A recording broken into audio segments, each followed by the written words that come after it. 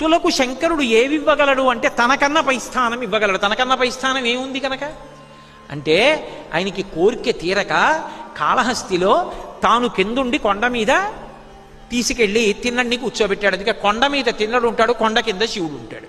ఉరే నేను కింద ఉంటాను, నువ్వు పైన ఉండరా అన్నాడు.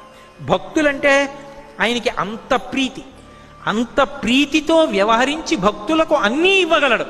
ఇచ్చి తాను భిక్షాటనమూర్తి కాగలడు. భిక్షాటనమూర్తి భిక్షేశ్వరుడు అంటే అర్థం భిక్ష కోసం వస్తాడు అని. భిక్ష కోసం వచ్చాడు అంటే తనకేమీ లేనివాడు అని. తనకేమీ లేనివాడా? అందరికీ అన్నీ ఇచ్చేశాడు కాబట్టి తనకేం లేనివాడని కాదు. ఉరే నీకు అన్నీ ఇచ్చాను, అన్నీ ఇచ్చానని అనుభవిస్తూ ఉండిపోవడం కాదు. నీ బుర్రలో నాకు చోటు తరించిపోతావు, మళ్ళీ పుట్టవలసిన అవసరం ఉండదు. నీ బుద్ధిని నా చేతి కపాలంలో భిక్షగా పెట్టరా అని భిక్షాటనమూర్తి మన ఇంటి ముందుకొచ్చి నిలబడతాడు మహానుభావుడు ఉదారుడై.